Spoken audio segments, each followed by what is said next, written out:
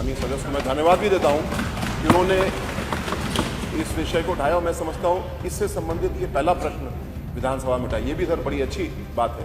आदरणीय अध्यक्ष जी, हमारे उत्तर प्रदेश में ट्रांसजेंडर भाई बहनों की पॉपुलेशन 1,37,000 जो पूरे देश में सबसे ज्यादा है।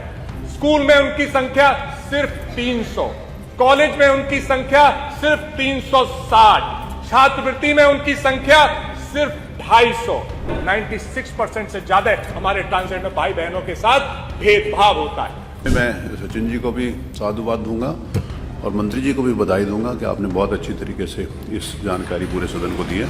आने वाले समय में सर इस जागरूकता को बढ़ाना है और उसके लिए प्रत्येक वर्ष हम लोग एक ट्रांसजेंडर महोत्सव का आयोजन करते हैं, जिसमें कि ट्रांसजेंडर साहित्य, फिल्म, चर्चाएं ये सब रखी जाती हैं और उससे हम लोग आगे बढ़ते हैं। मैं बात कर रहा हूं अपने ट्रांसजेंडर भाई बहनों की, जिन्हें देखकर महादेवी वर्मा की पंक्तियां याद आती हैं, मैं नीर भरी दुख की बदली।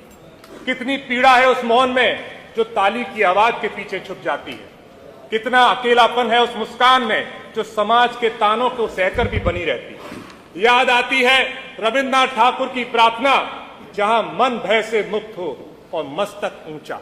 पर क्या हमारे ट्रांसजेंडर भाई बहनों का भय से मुक्त है? नहीं। क्या वे मस्तक ऊंचा करके समाज में चल पाते हैं? नहीं।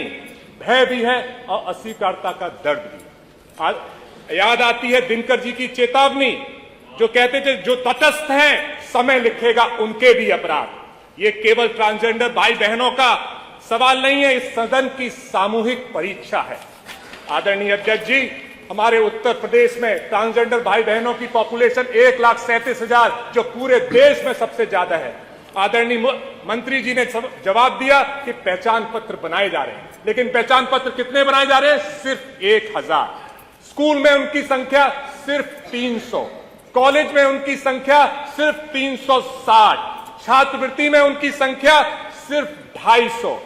आज ज्यादातर तो ट्रांसजेंडर भाई बहन स्कूल और कॉलेज से ड्रॉप आउट हो जाते हैं सर, और जब वो रोजगार की तरफ बढ़ते हैं सर, तो उनमें बेरोजगारी कितनी है? 92%। और जब जिन लोगों को रोजगार मिल जाता है उनको भेदभाव कितना होता है? 96% से ज्यादा हमारे ट्रांसजेंडर भाई बहनों के साथ भेदभाव होता है। और 10,000 महीना से कम वो कमाते हैं, 60% से ज्यादा लोग। आदरणीय मंत्री जी, वित्त मंत्री जी ने कल कहा था कि पर कैपिटा इनकम 1,20,000 हो गई है। क्या हमारे भाई बहनों की हुई? नहीं हुई। जब वो बीमार पड़ते हैं तो कोई मेडिकल फैसिलिटी में नहीं मिलती, जब वो बीमार पड़ते हैं तो कोई मेडिकल इंश्योरेंस नहीं है। और कभी जब वो हिम्मत करके स्वरोजगार की तरफ बढ़ते हैं तो ना बैंक लोन मिलते हैं, ना कोई उनको सरकार की तरफ से बिजनेस में प्रोत्साहन की कोई राशि मिलती है, ना राशन कार्ड मिलता है। और जब वोटर कार्ड बनाने जाते हैं तो उनको बहुत सारी दिक्कतों का सामना करना पड़ता है, क्योंकि वो ज्यादातर लोग अपने घर को छोड़े हुए आते हैं। और जब वो कोई उन्हें परेशान करता है और वो थाने और चौकी में जाते हैं तो पुलिस भी उनके साथ भेदभाव करती है। और इसी वजह से 5 जून 2025 को मुजफ्फरनगर में हमारे ट्रांसजेंडर भाई की एक हत्या भी हुई, जबकि भारतीय संविधान के अनुच्छेद 14, 15, 1921 के तहत ट्रांसजेंडर भाई बहनों को समानता, सम्मान और गैर भेदभाव का हक है। आदरणीय अध्यक्ष जी, उत्तर प्रदेश में आदरणीय मंत्री जी ने कहा कि ट्रांसजेंडर कल्याण बोर्ड बनाया गया, लेकिन उसका अध्यक्ष कौन है? पुरुष। उसका उपाध्यक्ष कौन है? पुरुष। उसका महासचिव कौन है? पुरुष।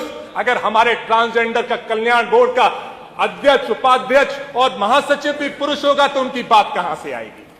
26 जून 2025 में आदरणीय मंत्री जी ने भाषण में कहा कि हमारा टारगेट है हर 2 ट्रांसजेंडर को जिले में रोजगार देने का। 2 ट्रांसजेंडर जिले में सर, ये हमारे लक्ष्य है। हमें लक्ष्य को रिवाइज करने का भी काम करना चाहिए। आदरणीय 5,000 करोड़ का बजट, उनके लिए कुछ नहीं। आदरणीय वित्त मंत्री जी ने बजट में उनकी कहीं चर्चा भी नहीं की। सुरक्षा सेल बनाने का वादा कहीं दिखाई नहीं देता। गर्मा गृह बनाने का वादा सिर्फ 3 जिले तक रुक गया। और जब वो वृद्ध हो जाते हैं तो वृद्ध होने के बाद भी उनको कुछ नहीं मिलता। आदरणीय अध्यक्ष जी, ये सारी योजनाएं जमीन पर फेल हो चुकी हैं। आदरणीय अध्यक्ष जी, मैं आपके माध्यम से सदन से कहना चाहता हूं कि ट्रांसजेंडर होना कोई अपराध नहीं, कोई विकल्प नहीं, कोई प्रदर्शन नहीं, ये प्रकृति का एक सत्य है।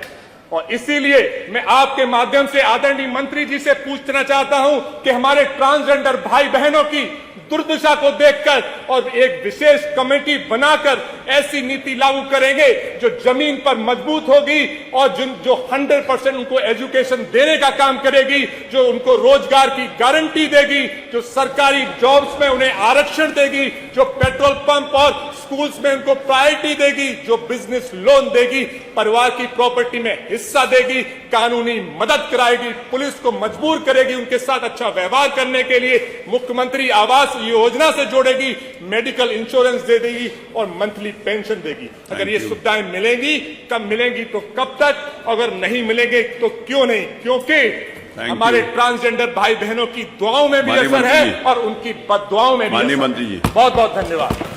माननीय मंत्री जी, कौन जवाब देगा? माननीय समाज कल्याण मंत्री। माननीय अध्यक्ष जी, बहुत बहुत धन्यवाद। माननीय सदस्य सचिन जी ने जो प्रश्न उठाया है, मैं समझता हूं सर ये बड़ा ऐतिहासिक अवसर है। लोकतंत्र के सर्वोच्च मंदिर में उत्तर प्रदेश में जो हाशिए का समाज है, जो सबसे ज़्यादा हाशिए पे है, यानी ट्रांसजेंडर समुदाय, समान रूप से हिंदी में हम लोग किन्नर समाज भी बोलते हैं, जो कि उसका एक अंश है, उनके अधिकारों की चर्चा हो रही है। ये मैं समझता हूँ बहुत ही महत्वपूर्ण क्षण है। माननीय सदस्य को मैं धन्यवाद भी देता हूँ कि उन्होंने इस विषय को उठाया और मैं समझता हूँ इससे संबंधित ये पहला प्रश्न विधानसभा में उठाया, ये भी सर बड़ी अच्छी बात है। लेकिन जो आदरणीय सचिन जी ने कहा वो पूरी तरह सत्य नहीं है कि सरकार कुछ भी नहीं करी। सरकार ने बहुत कुछ किया, मैं अभी प्रस्तुत करता हूँ, और आगे जो करने वाले वो भी मैं प्रस्तुत करता हूँ। ये यात्रा सर मुख्य रूप से शुरू हुई 2014 में। नालसा जजमेंट प्रसिद्ध रूप से कहा जाता है, सुप्रीम कोर्ट ने दिया।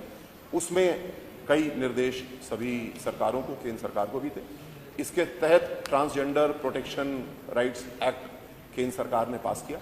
उसके अधीन कई सारे काम किए गए, जैसे कि प्रत्येक जिले में ट्रांसजेंडर प्रोटेक्शन सेल बनाया गया, थानों में ऐसे सेल बनाए गए, और प्रदेश स्तर पे ट्रांसजेंडर कल्याण बोर्ड का गठन किया गया था। इसको बजट भी दिया गया, इसको कार्यालय भी दिया गया, और इसने अपना काम शुरू किया।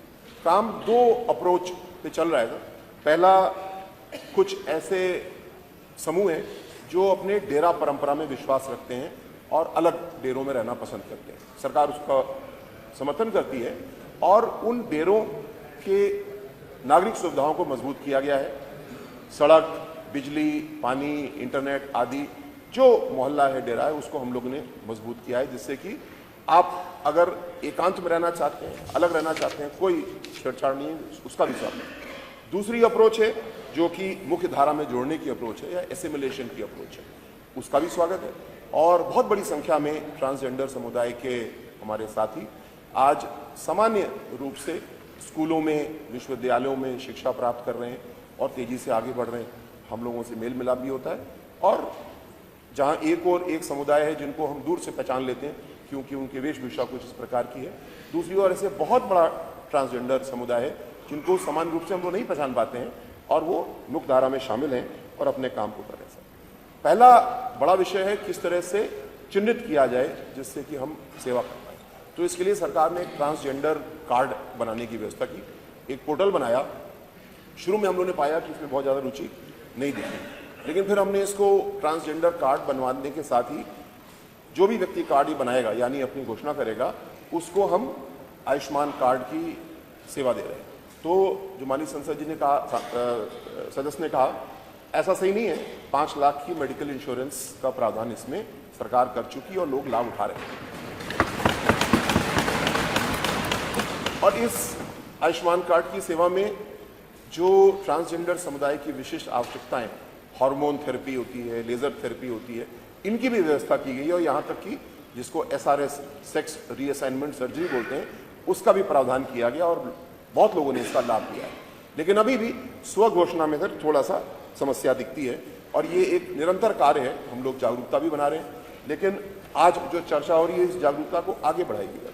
ये एक ऐसा समाज है जिसको मुख्य धारा ने, मेन स्ट्रीम मीडिया ने, हमारे नेशनल चैनल्स ने मजाक का मुद्दा बनाया है और तरह तरह के भद्दे मजाक हुए। लेकिन जब से जजमेंट आया, सरकार ने कानून बनाया, पूरे समाज की संवेदनशीलता बढ़ी है और इसकी ओर बेहतर काम हुआ है। सर अंत में सर ये बताना चाहूँगा कि समाज कल्याण विभाग में एक कॉल सेंटर बनाया जहां पे हमने 2 ट्रांसजेंडर समुदाय के लोगों को हायर किया है और एक सेल बनाया ताकि कोई ट्रांसजेंडर से संबंधित जानकारी चाहते हैं, कोई शिकायत करना चाहते हैं तो उन्हीं की संवेदनशीलता को समझने वाले व्यक्ति उसको सुने। प्रतिनिधि भी है और साथ साथ उनकी बात उस संवेदनशीलता सुनी जा सके, इसको भी किया है सर। आने वाले समय में सर इस जागरूकता को बढ़ाना है और उसके लिए प्रत्येक वर्ष हम लोग एक ट्रांसजेंडर महोत्सव का आयोजन करते हैं जिसमें कि ट्रांसजेंडर साहित्य, फिल्म, चर्चाएं ये सब रखी जाती हैं और उससे हम लोग आगे इसमें मैं सचिन जी को भी साधुवाद दूंगा और मंत्री जी को भी बधाई दूंगा कि आपने बहुत अच्छी तरीके से इस जानकारी पूरे सदन को दी है।